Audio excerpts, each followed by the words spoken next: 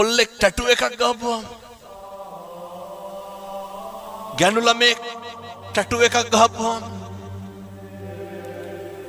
මේ ඉස්සෙල් ලෝකේ නැති කතන්දර කියනවනේ. මං ඒ දෙයියගේ නම නම් කියන්නේ. එක දෙයියෙක් ඉන්නවා මායම් වෙනකොට හොඳට බොනවා. දොහොත් දීලා වඳිනවා. අර බොන එකාට වඳිනවා ටැටු ගහපු කොල්ලට බයිනවා. පුරුදු වෙන්න.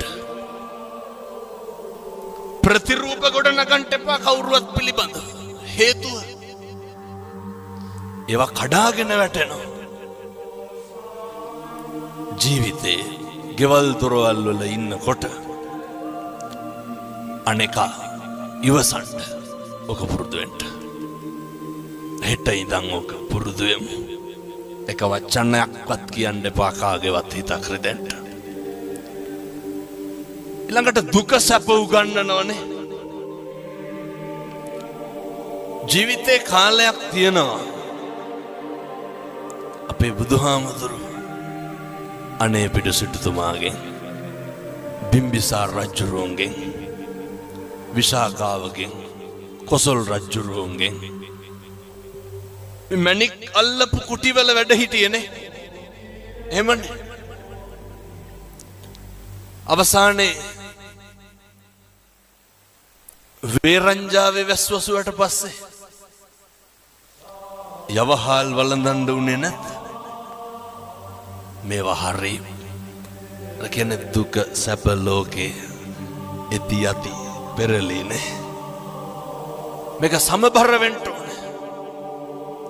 කම්පා වෙන්න නරකයි දුක් වෙනවා කියලා. බුදුරු දුක් වුණාද? නැහැ. සමහර අම්මලා තාත්තලා කියනවා මෙතන කවුරුත් නම් එහෙම කියන්නේ නැතුව ඇති. ඔය මෙරිලවත් යනවා නම් කියලා කියන්නේ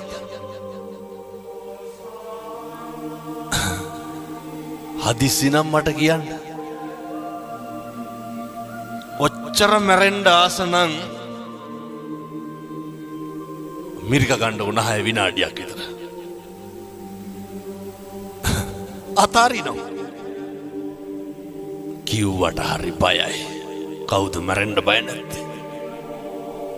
එහෙනම් මොකටද ඔය කියලා කම්පා වෙන්නේ? දරා ගන්න පුරුදු වෙන්න. ඒකට නෙමේ ධර්මයක් තියෙන්නේ. අපි දරාගෙන ඉන්නේ මොකෙන්ද? ධර්මයෙන්. දුක් විඳින අපිට සැප විඳින්න වෙයි. සැප විඳින අපිට දුක් විඳින්න වෙයි. ජීවිතේ දවසක් එනවා මරණානුස්සති කමඨහං දේශනාවේ බුදුහාමුදුරුවෝ උගන්වනවා. ඔය මේ ඉඳගෙන ඉන්න විදිහට නෙමෙයි සමහර විට හෙට ඉන්න වෙන්නේ. ඒ හින්දා දරා ගන්න පුරුදු වෙන්න. අර මතකද දැන් අවුරුදු 2ක් විතර ඇති දක්ෂ ව්‍යාපාරිකයෙක් තාත්තා කෙනෙක් කෝටි ගාණක බිස්නස් එකකට එළියට බැස්සා. බහිනකොට ගෙදර හිටපු පොඩි එකා ගල් කැටයක් අරගෙන කාර් එකේ අතුල්ලනවා.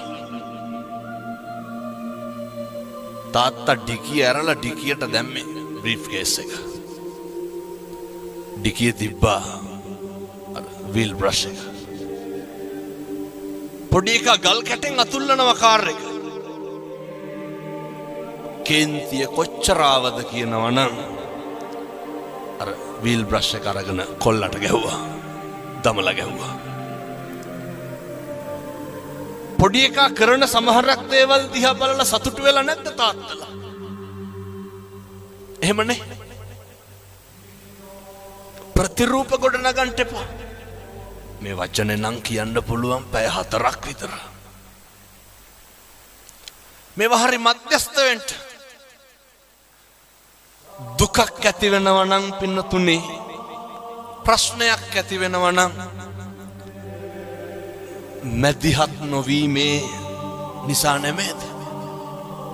අර පොඩි එකා මොකක්ද අර කාර් එකේ ඇඳලා තිබ්බේ?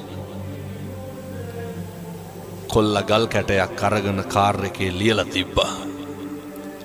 මම මගේ තාත්තට ගොඩක් ආදරෙයි කියලා.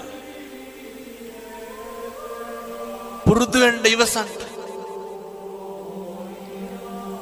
තප්පර 30ක් ඉවසලා බෙල්ල හරවලා බැලුවනම් ගහයිද ගල් කැටේ වීල් බ්‍රෂ් එකේ.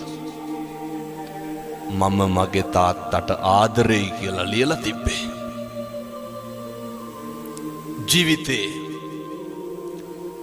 ඉවසලා බැරිම තැනක් එනවනේ.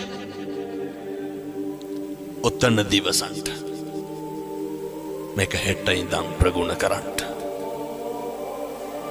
මේවා ප්‍රගුණ කරන්න කල් දාන්න එපා. ගෙදර ඉන්නකොට ස්වාමියාට බනින්න කලින්, බිරිඳට බනින්න කලින්, දරුවන්ට බනින්න කලින් දෙපාරක් හිතන්න.